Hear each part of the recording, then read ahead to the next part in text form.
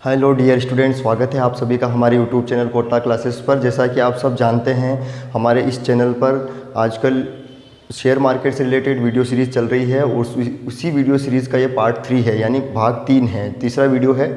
इससे पहले के 2 वीडियो अगर आपने नहीं देखे हों तो पहले डिस्क्रिप्शन में उनका लिंक मिल जाएगा, आपको जाके उन 2 वीडियोज़ को पहले देख लीजिए, क्योंकि अब आगे वो की बातें आपको तभी समझ में आएगी जब आपने पीछे की सारी चीज़ें पढ़ी है। उन वीडियोज़ में अपन स्टॉक एक्सचेंज, डीमेट अकाउंट, सभी चीज़ों के बारे में विस्तार से पढ़ा है, देखा है, जाना है, समझा है। तो आप सभी जाइए पहले उन वीडियो को देख लीजिए, और अगर आपने उन वीडियोज़ को देख लिए हैं तो फिर अब इस वीडियो में आप आगे कुछ चीज़ें मैं आपको बताऊंगा जिनको आप स्टेप बाय स्टेप समझते हुए चलिए। तो देखिए, सबसे पहले तो अपन ये बात करते हैं कि सर शेयर मार्केट को लोग बाग जो है सट्टा मार्केट बोल देते हैं कभी कभी, या ऐसा बोल देते हैं भ्रांति के कारण कि ये तो गलत है, ये लीगल नहीं है। तो मैंने कल वाले वीडियो में भी आपको बताया कि लीगल है, पूरा सेंट्रल गवर्नमेंट के अधीन सारा काम चलता है, तो उस चीज़ का तो आप टेंशन बिल्कुल भी ना लें, है ना।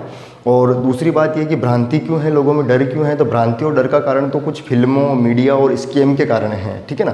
कुछ फिल्मों में शेयर मार्केट को कुछ गलत तरीके से पेश किया गया, इसलिए लोग इससे डरते हैं। और मीडिया में भी कभी कभी गलत न्यूज़ फैल जाती है, जैसे मान लीजिए कोई इन्वेस्टर के पैसे डूब गए क्योंकि उन्होंने गलत शेयर में पैसे लगाए, तो उसको बड़ा चढ़ा कर दिखाया जाता है, इसलिए लोग इससे डरने लग जाते हैं। तो ये कुछ कारण होते हैं जिसकी वजह से लोगों में डर बैठता है। बाकी अगर आप, जैसा मैंने कल भी कहा था और मैं आपको फिर कहता हूँ कि अगर आप इस शेयर मार्केट में आना चाहते हैं तो आपको क्या करना पड़ेगा, सबसे पहले इसकी पूरी स्टडी करनी पड़ेगी, इसके बारे में पढ़ना पड़ेगा, 3-4 महीने 5 महीने की ट्रेनिंग लेनी पड़ेगी। तो आप कहेंगे सर हम ट्रेनिंग कहाँ लेने जा रहे हैं, तो हम आपको सिखा रहे हैं, ट्रेनिंग आप ले रहे हैं, और भी आप धीरे धीरे ट्रेनिंग और भी लेते जाइए इसके बारे में। और दूसरी बात यह है कि आप जब ट्रेनिंग पूरी कर लें, अपनी कंप्लीट सारा कुछ समझ लें, सीख लें, जैसा मैं पढ़ा रहा हूँ या और भी कोई कहीं से आप पढ़ रहे हैं, तो आप सीख लें सब कुछ।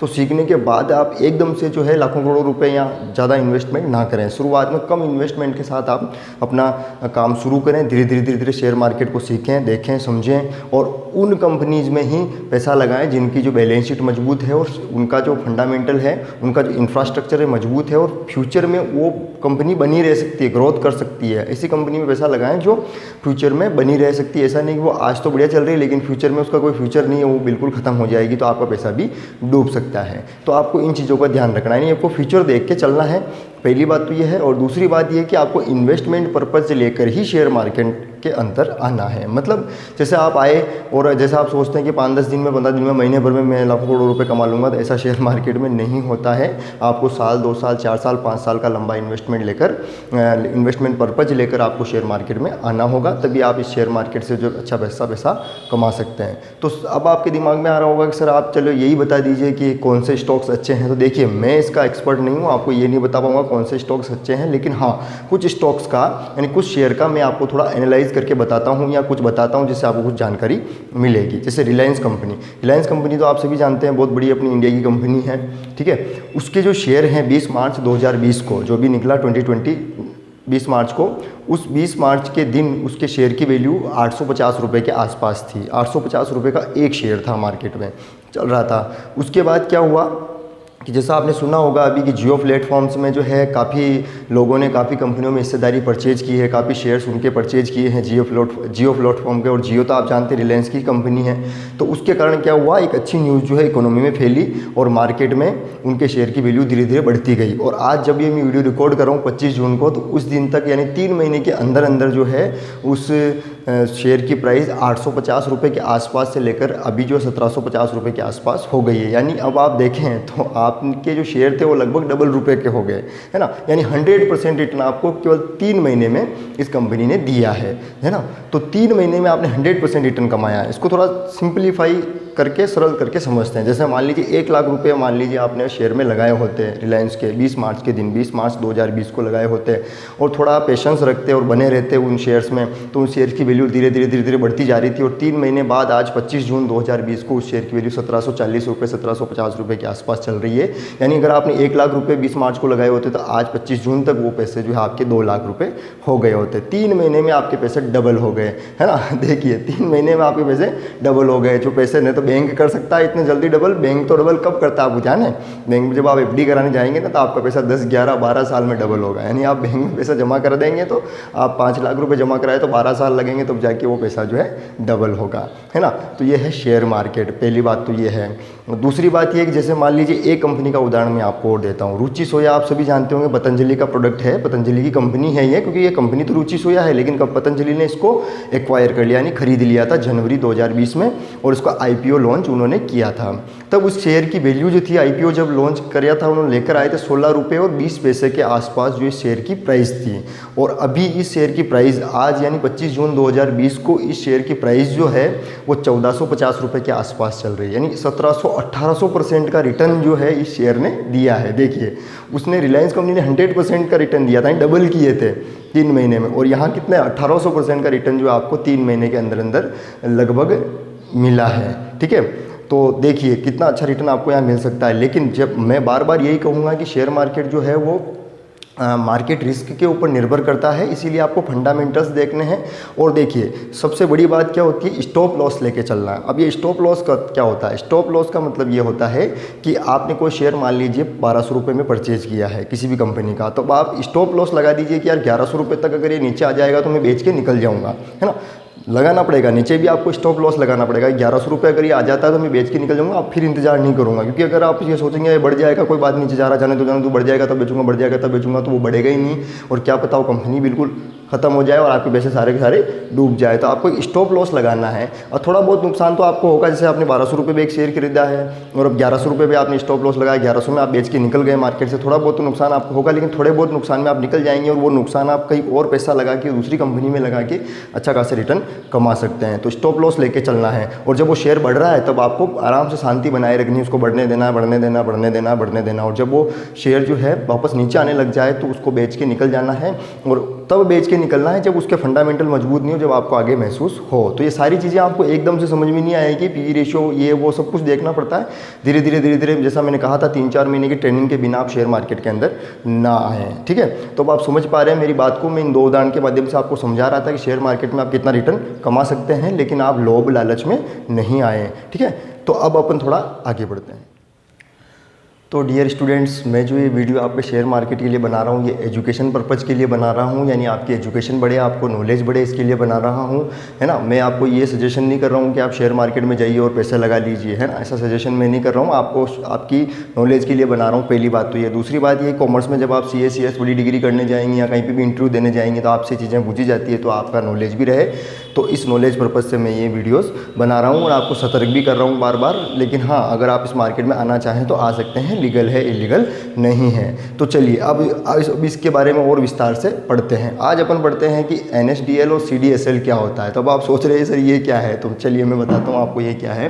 देखिए मैंने लिख रखा है NSDL और CDSL। पहले तो इनकी मैं आपको फुल फॉर्म बता देता हूँ। NSDL की फुल फॉर्म होती है नेशनल सिक्योरिटीज़ डिपॉजिटरी लिमिटेड, है ना, और CDSL की फुल फॉर्म होती है सेंट्रल डिपॉजिटरीज सर्विसेज लिमिटेड। ये होते क्या हैं, ये है आपके डिपॉजिटरीज, है ना। आप कहेंगे कि डिपॉजिटरीज क्या है सर, पहले तो ये तो मैं बताता हूँ, ध्यान से समझिए। डिपॉजिटरीज क्या होते हैं, डिपॉजिटरीज का मतलब वैसे होता है, हिंदी में कहा जाता है जमा करता, यानी किसी भी चीज़ को जो सुरक्षित रख के जमा करे अपने यहाँ, उसको कहा जाता है डिपॉजिटरीज, है ना।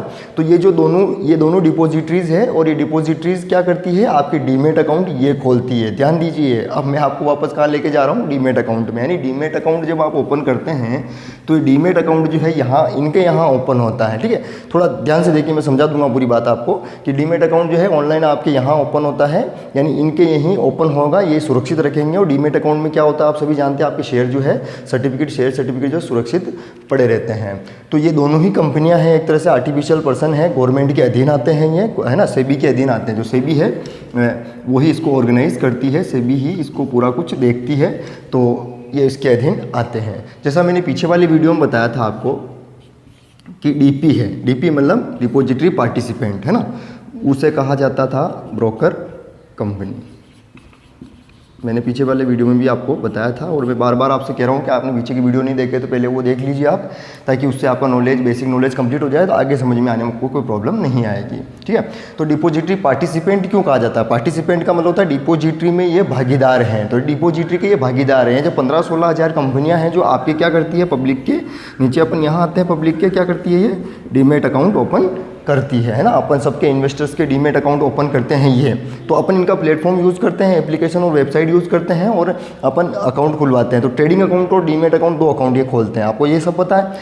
तो ट्रेडिंग अकाउंट तो ये अपना खुद अपने यहाँ खोलेंगे, क्योंकि सेल परचेज करते हैं तो ट्रेडिंग अकाउंट काम आता है, इसलिए अपने यहाँ खोलेंगे। लेकिन जो डीमेट अकाउंट ये खोलते हैं, ध्यान दीजिए, वो डीमेट अकाउंट किसके पास खोला जाता है? NSDL या CDSL के यहाँ खोला जाता है। तो आप कहेंगे सर दोनों में से किसके यहाँ खोला जाता है? तो आपकी जो ब्रोकर कंपनी है, जो 15-16 हज़ार कंपनियाँ, बहुत सारी कंपनियाँ, किस कंपनी के पास आप गए और किस में आप ये काम कर रहे हो, तो आपकी जो ब्रोकर कंपनी हो किससे जुड़ी हुई है? जो CDSL से जुड़ा हुआ है तो CDSL के यहाँ डीमेट अकाउंट ओपन होगा आपका।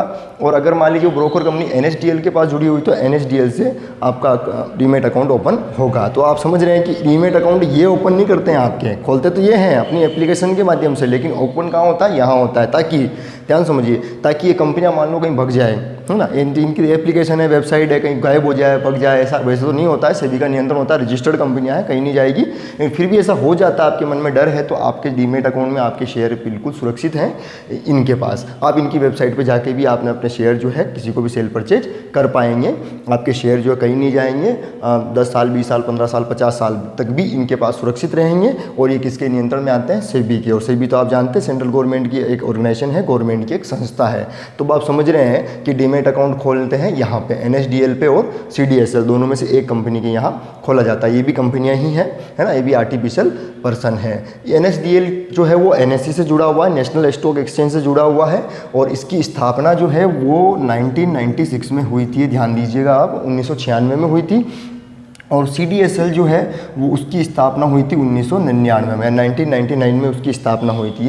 ये फर्स्ट नंबर पे आता है अपने डिपॉजिटरी इंडिया में, और ये सेकंड नंबर पे आता है, ठीक है। तो इनकी यहाँ पे स्थापना हुई थी, इनकी स्थापना हुई थी। उसके बाद इनका जो मुख्यालय था, हेड ऑफिस, वो मुंबई में स्थित है। तो आप समझ रहे हैं सभी का मुख्यालय मुंबई में स्थित है, चाहे NSE हो, चाहे BSE हो, RBI आपका रिजर्व बैंक ऑफ इंडिया हो। इसीलिए अपना मुंबई जो शहर है, जो महाराष्ट्र राज्य में आता है, आप सभी जानते हैं, वो अपने देश की आर्थिक राजधानी कहलाती है। इसी कारण से वो आर्थिक राजधानी कहलाती है, ठीक है। तो ध्यान दीजिए कि पब्लिक यानी इन्वेस्टर, अपन सबका जो पैसा है वो बिल्कुल यहाँ पे सुरक्षित है, और आपके शेयर बिल्कुल सुरक्षित है, क्योंकि ये NSDL और CDSL द्वारा खोले गए डीमेट अकाउंट में ही आपके यहाँ सुरक्षित रहते हैं। तो आप समझ पा रहे होंगे कि भाई स्टॉक एक्सचेंज सबसे ऊपर होता है। मैंने पहले भी आपको समझाया था, बताया था कि स्टॉक एक्सचेंज सबसे ऊपर होते हैं, स्टॉक एक्सचेंज, फिर उसके बाद NSDL CDSL होते हैं, है ना। पर ये अपन नहीं जानते, क्योंकि ये तो खाली क्या करते हैं, डीमेट अकाउंट ओपन करते हैं, इसीलिए ये अपने को नज़र नहीं आते हैं। पर मैंने आपको ये इसके बारे में थोड़ा बता दिया, आपको काफ़ी नॉलेज हो गया, है ना। तो ये अपने को नज़र नहीं आते हैं। उनके नीचे होता है DP, डिपॉजिटरी पार्टिसिपेंट, क्योंकि डिपॉजिटरी के ये क्या है, पार्टिसिपेंट है, भागीदार है, इसलिए इनको DP कहा जाता है। अब आप समझ गए बिल्कुल कि इनको DP क्यों कहा जाता है, डिस्प्ले पिक्चर नहीं है, ठीक है। और अपन पब्लिक जो जनता, इन्वेस्टर जो पैसा लगाते हैं वो यहाँ नीचे हैं। तो अब आप समझ पा रहे हैं पूरे सिनेरियो को कि ये क्या होता है ना। तो आज की वीडियो में इतना ही, क्योंकि ये वीडियो काफ़ी लंबा होता जा रहा है। नेक्स्ट वीडियो में अपन पढ़ेंगे कि म्यूचुअल फंड क्या है और SIP क्या है। तो मिलते हैं अगले वीडियो में, तब तक के लिए जय हिंद।